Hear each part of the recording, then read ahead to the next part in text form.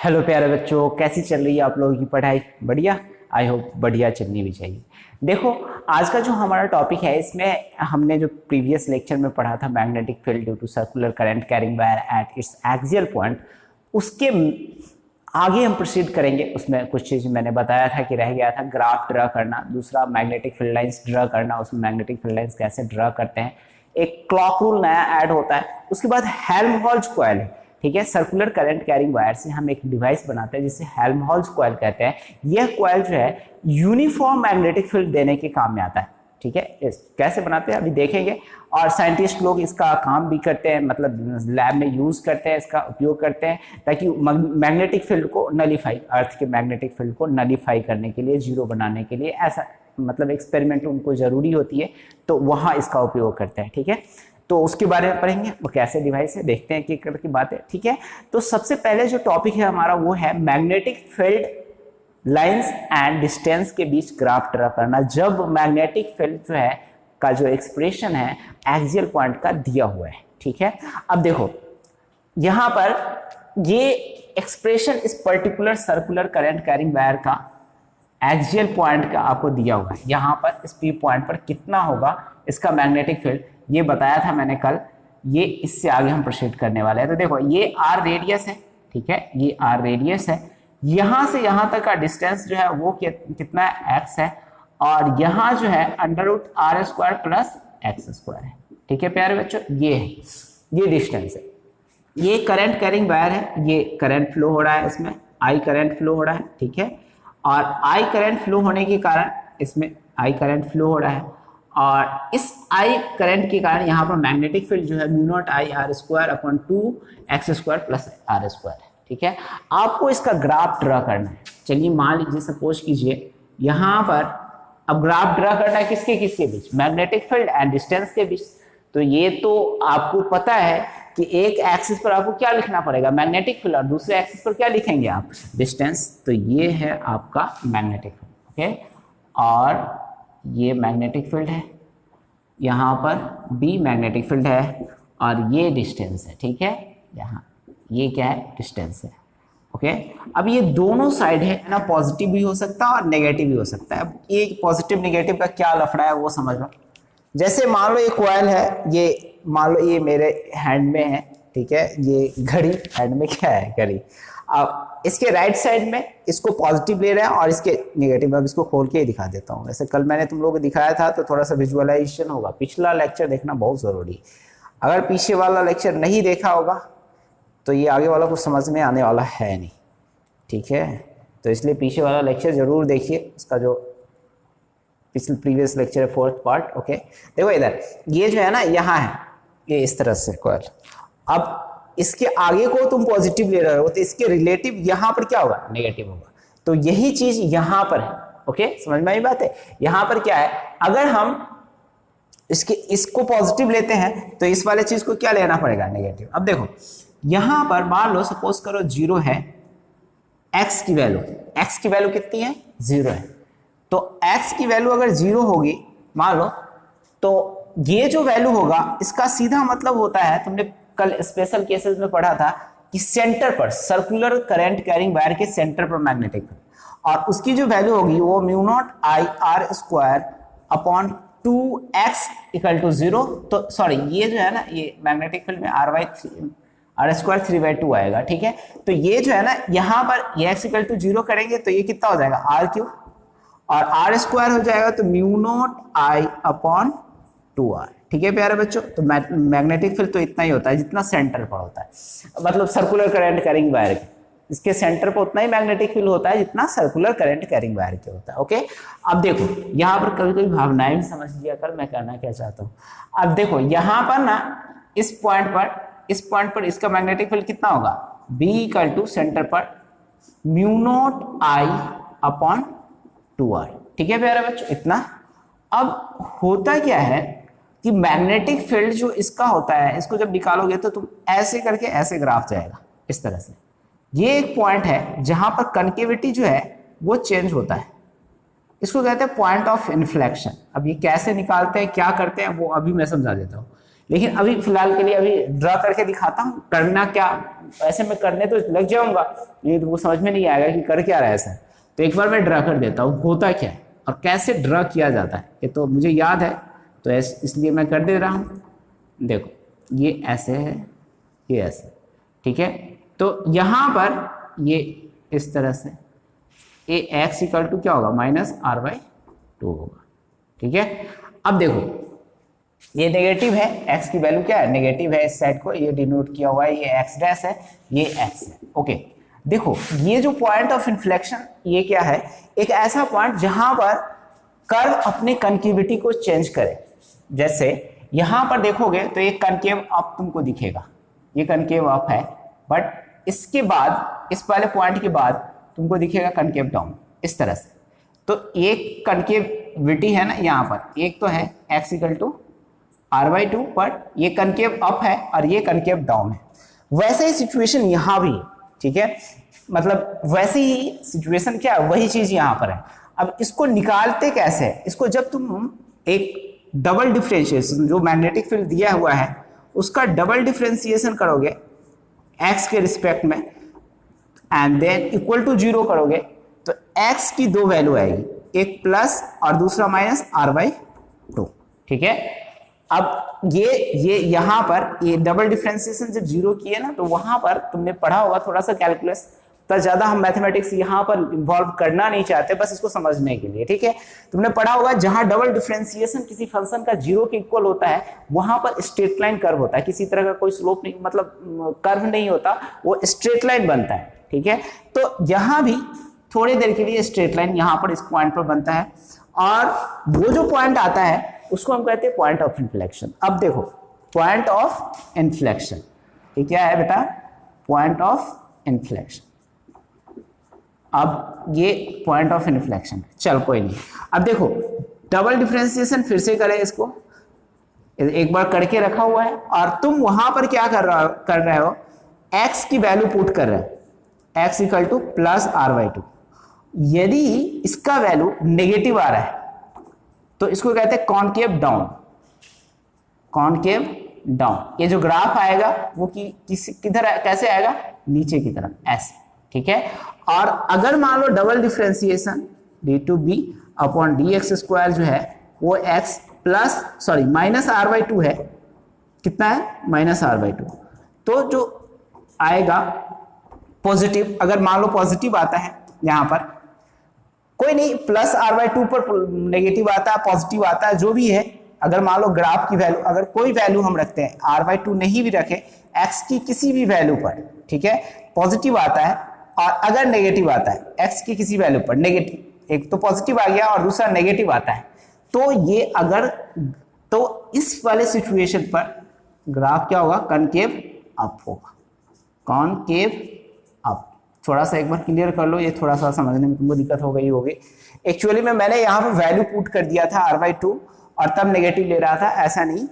अगर मान लो D two Y upon D X square करते हो और एक्स के किसी मान के लिए, किसी भी वैल्यू के लिए, इससे पहले ही होगा ना, यहाँ आर बाई 2 पर तो 0 हो रहा है, ठीक है, पॉजिटिव नेगेटिव क्या होगा, 0 हो रहा है, ठीक है। मिस्टेक को मैं करेक्ट कर रहा हूँ।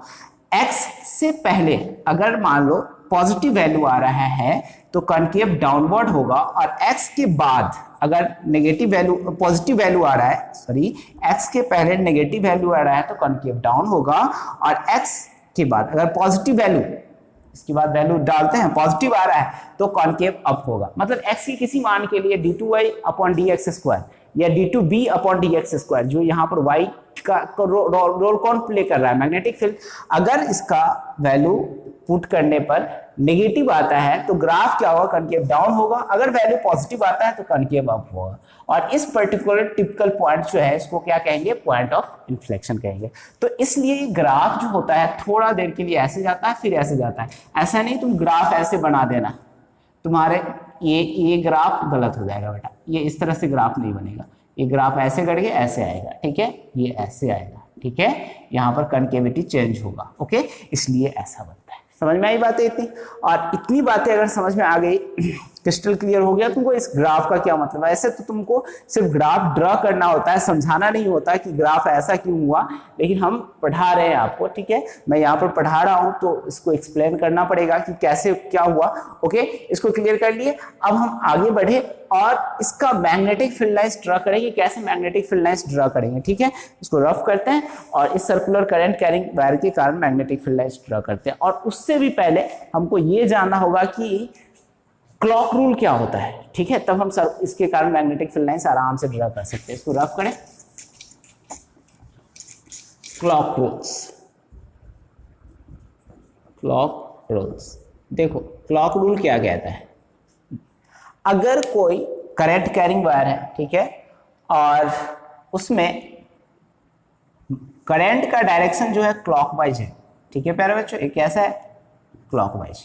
ये देख क्लॉक कैसे मूव करे, ऐसे ही तो घड़ी सर्कुलर। तो ये अगर क्लॉकवाइज है, ठीक है, करंट इस तरह से क्लॉकवाइज फ्लो कर रहा है, तो इसका जो फ्रंट फेस होगा, ये जो फ्रंट वाला हिस्सा होगा, मान लो एक कॉइल है और इसका जो ये वाला ऐसे रखा हुआ है, एक कॉइल के सामने वाला हिस्सा, ये कैसा बिहेव करेगा? This will behave like a south pole. ये कैसा बिहेव करेगा? इस तरह से, ठीक है, ये बिहेव करेगा साउथ पोल की तरह। समझ में आई बात है इतनी? तो ये पहला पॉइंट है। मतलब कहने का क्लॉक रूल ये कहता है, यदि किसी भी सर्कुलर करंट कैरिंग वायर में अगर करंट ऐसे फ्लो हो रहा है कि उसका डायरेक्शन जो है क्लॉकवाइज है, तो जो फ्रंट फेस बिहेव करेगा वो साउथ पोल बना देगा। मतलब कहने का clock rule gives you polarity, ठीक है। मैग्नेटिक फील्ड का, मैग्नेट का पोलरिटी होता है ना, साउथ पोल नॉर्थ पोल, वैसे ही पोलरिटी देने का काम करता है कौन? Clock rule. ओके, अगर मान लो ये है यहाँ पर, ये इस तरह के है सर्कुलर करंट कैरिंग वायर, और ये अगर मान लो कैसे फ्लो कर रहा है? Anti clockwise. और ये मान लो ये बी पॉइंट है, okay.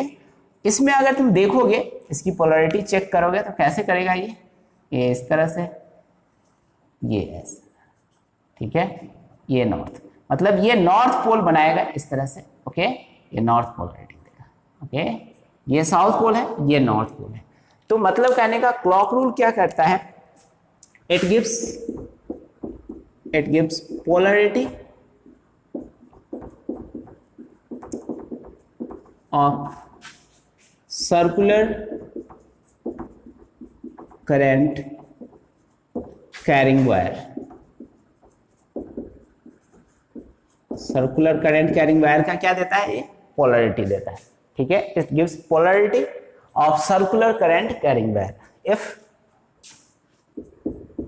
if current flow in the circuit, current flows in the circuit in clockwise direction,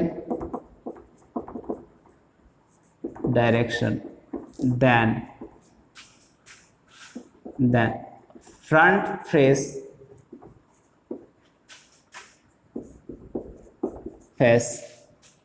will give the polar, अगर clockwise direction, then front face will give the south pole, and if current flows in anti-clockwise direction, then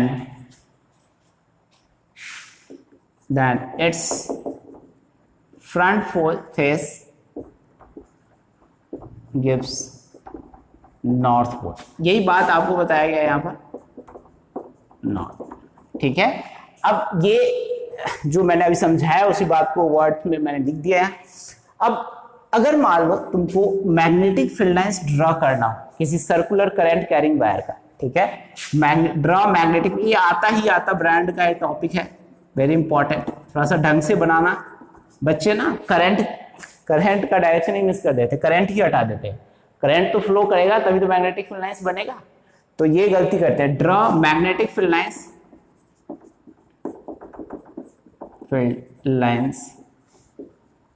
in case of circular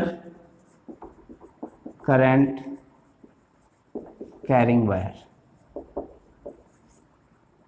circular current carrying wire के case में आपको क्या करना है, magnetic field lines draw करना है।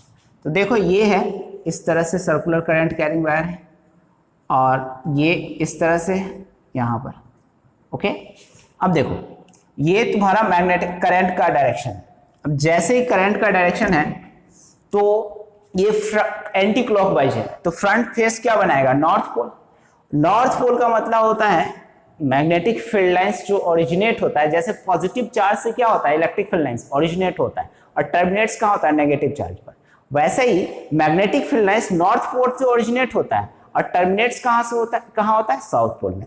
तो ये जो बनाएगा इस तरह से मैग्नेटिक फील्ड लाइंस बनाएगा, इस तरह से जाएगा। ओके, ये नीचे का डायरेक्शन है इसलिए इस तरह से, ठीक है। और ये ऐसे है, ये इस तरह का, ये इस तरह का है मैग्नेटिक फील्ड लाइंस, ये इस तरह के हैं और ये इस तरह। ओके, यहाँ पर ये इस तरह से सर्कुलर करंट कैरिंग वायर, इस तरह से magnetic circular current carrying wire है, ये मैग्नेटिक फील्ड लाइंस का डायरेक्शन। अभी मैं दिखा देता हूँ ये कैसे, यहाँ पर कैसे हुआ। देखो ये ऐसे है, ओके, इस तरह से, और ये जो है ना इस तरह से बनेगा, इस तरह से। समझ में आई बात है? देखो होता है क्या है, एक तो तरीका ये इस पोलैरिटी से देखो नॉर्थ पोल से निकल रहा है, साउथ पोल की तरफ जाएगा। ये मैग्नेटिक फील्ड लाइंस कहाँ से है, इन्फिनिटी से जाते हुए यहाँ आया, फिर ये इस तरह से आया। ये डैश लाइन ये बताता है कि ये नीचे से कॉइल के नीचे से जाता है, ठीक है, ये ऐसे है। ओके, अब देखो यहाँ पर ये जैसे ये है सर्कुलर करंट कैरिंग वायर, ठीक है। अब ये चलो ये मेरा घड़ी, ये सर्कुलर करंट कैरिंग वायर है। अब ये इस तरह से है, मान लो ऐसे रखा हुआ है, तो इसका मैग्नेटिक फील्ड क्या होगा, इस तरह से निकलेगा ऊपर। सर्कुलर करंट कैरिंग वायर में एंटी क्लॉकवाइज ऐसे फ्लो है, ऐसे फ्लो होगा तो ऊपर की तरफ निकलेगा। अब देखो ये मैग्नेटिक फील्ड लाइंस है, यहां से पास हो रहा है, ये ऐसे मैग्नेटिक फील्ड लाइंस इससे जाए नीचे की तरफ ऐसे, तो ये मैग्नेटिक फील्ड लाइंस इस तरह से। फिर यहां पर अगर आप देखें तो ये ऐसे है, यहां से इस तरह से। तो ये है कंप्लीट पिक्चर। मतलब ये देखोगे ना तो ये क्या है, तुमको बताया था कि करंट के डायरेक्शन में थंब को रखोगे तो फिंगर क्या देगा, मैग्नेटिक फील्ड का डायरेक्शन। ऐसे रखा, फिर इससे होते हुए जाएगा ऐसे। तो ये मैग्नेटिक फील्ड लाइंस है सर्कुलर करंट कैरिंग वायर का। This is the complete analysis of clock rules. Okay, यही ऐसे मैग्नेटिक फील्ड लाइंस ड्रा करते हैं। ओके, समझ में आया होगा मुझे लग रहा है। ओके, अब हम ना नेक्स्ट टॉपिक पे बढ़ेंगे, हेल्महोल्ट्ज कॉइल। ठीक है, इसको रफ करते हैं और फिर नेक्स्ट टॉपिक देखते हैं, Helmholtz coil.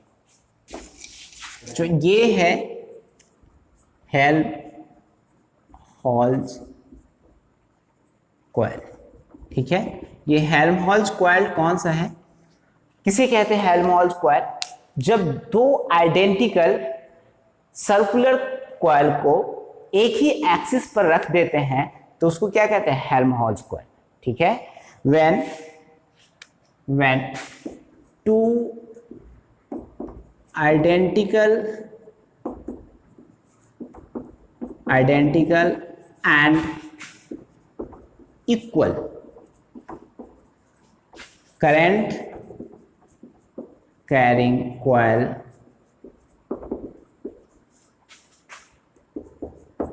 is placed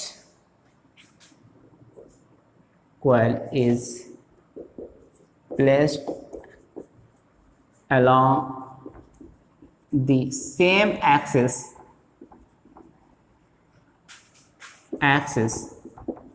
then it is known as Helmholtz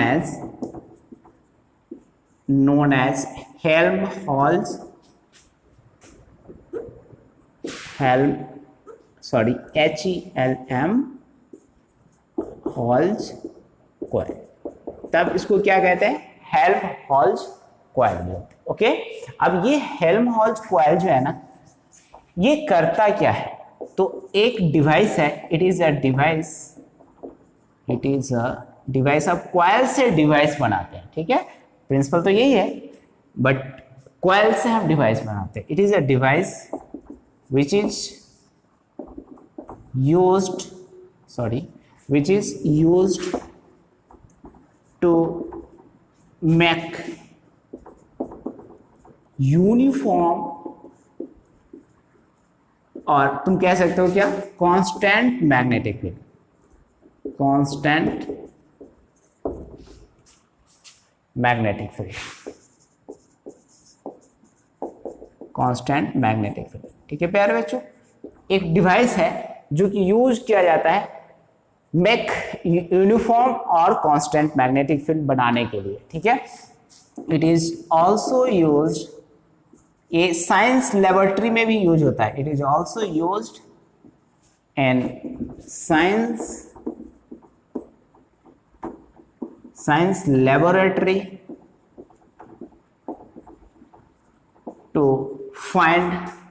to make Earth's magnetic field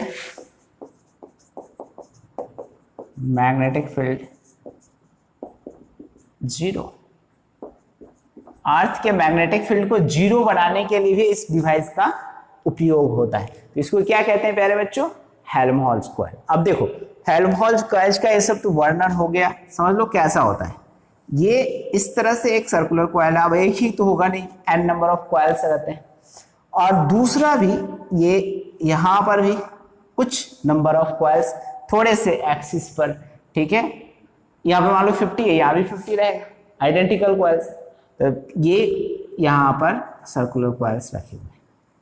ठीक है, कंडीशन क्या है, देखो इसका जो रेडियस है और इसका भी रेडियस है सेम है, और ये रखा भी जो हुआ है ना सेम ही डिस्टेंस पर रखा हुआ है। ठीक है, ये जो डिस्टेंस जो मतलब इसकी जो सेपरेशन है, जैसे ये O1 है और ये क्या है O2 है, ये मान लो P है और ये Q कॉइल है। ठीक है, इनके बीच की जो दूरी है O1 एंड O2 के बीच, वो भी कितनी है, जितना रेडियस ऑफ द कॉइल है, उस कॉइल की जितनी रेडियस है ना उसी के बराबर इसकी दूरी भी है। अब देखो होता क्या है, इसको आगे बढ़ते हैं, प्रोसीड करते हैं।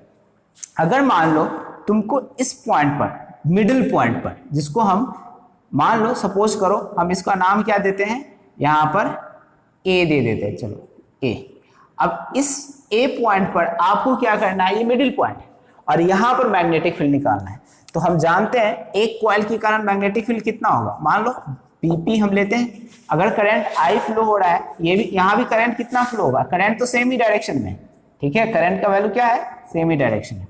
तो यहाँ आई फ्लो हो रहा है तो वहां भी आई होगा, तो mu naught I upon R square upon 2x² plus R square, और ये क्या होगा 3/2। ठीक है प्यारे बच्चों, इतनी समझ में आई बात है। अब आपको निकालना कहाँ है, r/2 पर, मतलब आधा डिस्टेंस पर। इसके इनके बीच की दूरी कितनी है, r है। एक कंडीशन ये भी है हेल्महोल्ट्ज कॉइल का, हमने सिर्फ आइडेंटिकल लिखा है, लेकिन ये जो प्लेस्ड होना है at equal, placed along the same axis at separation equal to radius of the coil, radius of the coil यहां पर लगा लेना है ऑफ द कॉइल। ये थोड़ा सा ज्यादा हो गया, हाँ एक काम करो इसको रफ कर लो और यहां लगा दो, कोई दिक्कत नहीं। At axis at separation SEPARATION separation equal to radius of the coil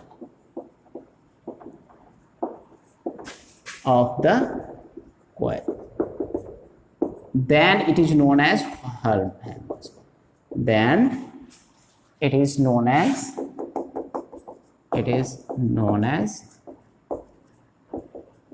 Helmholtz coil. ठीक है प्यारे बच्चों, इसको कहते हैं हेल्महोल्ट्ज कॉइल। चलो आगे बढ़ते हैं। ये थोड़ा सा करेक्शन कर दिया मैं कि r डिस्टेंस पर भी रखा रहेगा। अच्छा, अब इसको जब तुम x की जगह पर ये वैल्यू पुट करोगे ना bp, ठीक है, तो mu naught I R square upon 2, x की जगह पर इसको रखोगे क्या हो जाएगा, R square upon 4 plus R square 3/2। Okay, यहाँ पर ये जो है ना प्यारे बच्चों, यहाँ पर क्या है, इसको जब सॉल्व करेंगे ना आप, तो bp इक्वल टू कितना होगा, इसको सॉल्व करके, sorry 4 mu naught I R square upon 5√5 into, sorry R square cancel हो जाएगा, जो मैं लिख रहा हूं इतना होगा, ठीक है। अब सिमिलरली यहां पर जो होगा बी क्यू इक्वल टू कितना होगा, इसका जो मैग्नीट्यूड होगा mu naught I upon 5√5 into R, ठीक है।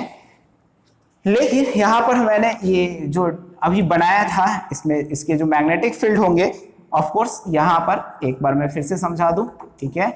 इसके कारण जो मैग्नेटिक फील्ड होगा, इसके कारण जो मैग्नेटिक फील्ड होगा उसको देख लीजिए, ये जो मैग्नेटिक फील्ड होगा ये करंट कैरिंग है, इस तरह से मैग्नेटिक फील्ड जो होगा इस तरफ होगा, टुवर्ड्स O2 की तरफ होगा, और इसके कारण जो मैग्नेटिक फील्ड होगा ये भी सेम ही है यहाँ पर, ओके, यहाँ जो है इस तरह से, तो ये इस तरह से, तो मैग्नेटिक फील्ड का डायरेक्शन इधर ही रहेगा, यहाँ पर भी देखेंगे तो आप इधर ही रहेगा, टुवर्ड्स O2 ही रहेगा, तो ये डायरेक्शन जो होगा ये इधर ही रहेगा। तो मैं BP है और ये क्या होता है BQ है, मतलब दोनों का डायरेक्शन सेम है, दोनों एडिटिव नेचर का होगा। कैसा नेचर का होगा प्यारे बच्चों, एडिटिव नेचर का होगा। तो हम दोनों को क्या कर देंगे, ऐड कर देंगे, ऐड कर दीजिए दोनों को, मतलब आप बी नेट की जो वैल्यू निकालेंगे ना, वो निकालेंगे BP प्लस BQ, ओके, इतना निकालेंगे, और बी नेट जो है वो इसको ऐड करेंगे, तो 2 इंटू, मतलब 2 इंटू किसके इक्वल हो जाएगा, BP के इक्वल हो जाएगा, और ये जो होगा 2 इंटू BP इक्वल टू कितना हो जाएगा, 4 mu naught I upon 5√5 into R, तो ये है 8 mu naught I upon 5√5 into R, और इसको सॉर्ट आउट करेंगे ना बी नेट, इसको तो सॉल्व करके 1.432 ये mu naught I upon 2r आएगा, जो कि कितना के इक्वल है, सेंटर के, तो 1.432 बी सेंटर, मतलब सेंटर पर जितना मैग्नेटिक फील्ड होगा ना उसका इतना टाइम्स हो जाएगा, कहां पर, बीच में, इस मिडिल वाले पॉइंट पर, ठीक है। अब ये सब तो मैंने इसलिए किया कि अब कैसे ये कांस्टेंट मैग्नेटिक फील्ड देता है, इसको अगर विजुअलाइज करना है, ये तो ठीक है, एडिशन होते जाएगा, सब ऐड होगा तो एक तरह का मतलब कांस्टेंट मैग्नेटिक फील्ड मिलेगा, लेकिन इसको अगर विजुअलाइज करना है तो आपको क्या करना पड़ेगा, ग्राफ ड्रा करना पड़ेगा, ठीक है। तो ग्राफ ड्रा करने के लिए थोड़ा सा मैं इसको रफ करता हूं, बट ये मिटाना पड़ेगा मुझे, एक काम करते हैं इसको मिटाते, फिर जरूरी होगा तुम्हारा एक एक्सिस यहाँ पर, और ये दूसरा एक्सिस है यहाँ पर, ठीक है, और ये O1 है, और ये क्या है, O2 है, ओके। यहाँ पर ये इस तरह से है ये डिस्टेंस, अब दो कॉइल है तो दोनों के लिए बनाना पड़ेगा, इसलिए ऐसा बनाना पड़ रहा है। ये जो है वो क्या है, ये यहाँ पर आपको BP के कारण मैग्नेटिक फील्ड है, और ये जो है BQ के कारण मैग्नेटिक फील्ड है, ठीक है प्यारे बच्चों।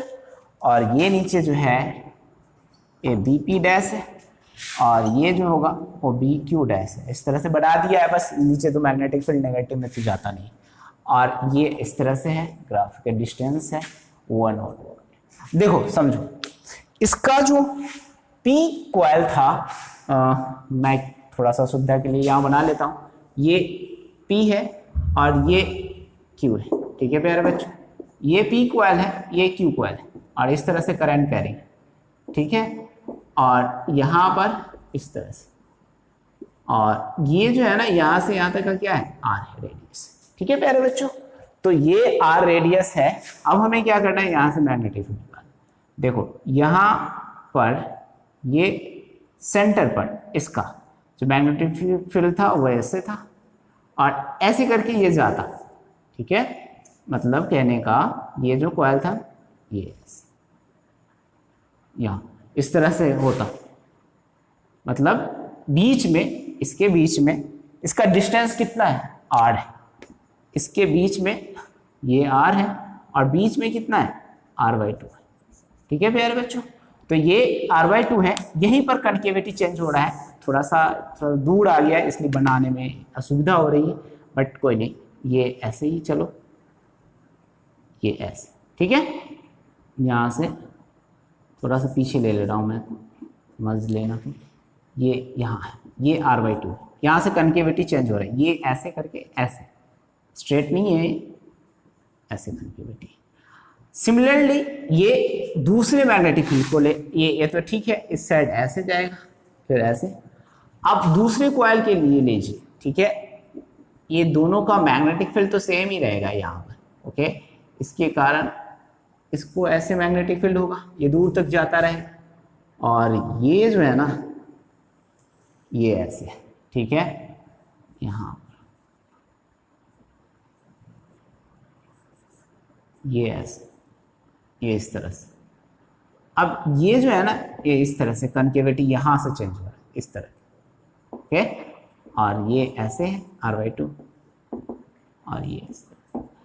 तो यहाँ पर अब जब देखेंगे ना, दोनों को ऐड करेंगे, तो ये जो ग्राफ है, आप ऑफकोर्स ये भी थोड़ा सा इधर मैग्नेटिक फील्ड आएगा सेंटर पर, इस कॉइल के कारण जो मैग्नेटिक फील्ड होगा वो भी ऐड अप होगा, यहाँ पर जाएगा, ये ऐसे करके, ये ऐसे करके ऐसे बनेगा, थोड़ा सा ग्राफ यहाँ पर थोड़ा सा चढ़ेगा इस ग्राफ को, मतलब जितना है थोड़ा सा ऊपर आएगा, और यहाँ पर सेंटर पर जितना होना चाहिए उसको, उससे कितना होगा, इस सेंटर से कितना टाइम्स ज़्यादा होगा, ये बीच वाला ग्राफ है, ये मैं स्केल से बनाऊं तो बना सकता हूँ बहुत अच्छे से, लेकिन चलो कोई नहीं, ये सेंटर से थोड़ा सा आगे है 1.432 बी सेंटर, मतलब ये सेंटर पर जितना होगा ना, उससे थोड़ा सा इतना 1.432 टाइम्स ज़्यादा है, ठीक है। तो ये कांस्टेंट, अच्छा अब देखो कांस्टेंट का, इस वाले में, इस सिंगल कॉइल में कैसे वेरिएंग है, ऐसे है, इसमें भी वेरिएंग है, लेकिन दोनों कॉइल को जब मिला दिया तो ये जो मैग्नेटिक फील्ड आया, ये हेल्महोल्ट्ज कॉइल की जो मैग्नेटिक फील्ड है वो इस तरह से, ये आगे बढ़ेगी, बट ये स्ट्रेट मैग्नेटिक फील्ड देगा, ज़्यादा नहीं, नीचे गिरता जाएगा फिर, तो बी कांस्टेंट है। इस चीज को विजुअलाइज कर सकते हैं आप, ठीक है। Graph of magnetic field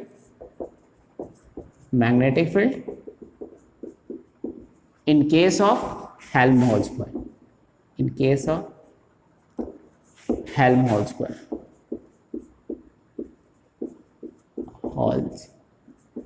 Helmholtz coil के केस में मैग्नेटिक फील्ड का ग्राफ क्लियर है ये, ओके। तो आज का वीडियो लेक्चर यहीं फिनिश करते हैं, समाप्त करते हैं। अब नेक्स्ट वीडियो लेक्चर में हम पढ़ेंगे एम्पियर्स सर्कुलर लॉ, ओके। तब तक के लिए वीडियो वॉच करने के लिए धन्यवाद, एंड गॉड ब्लेस यू।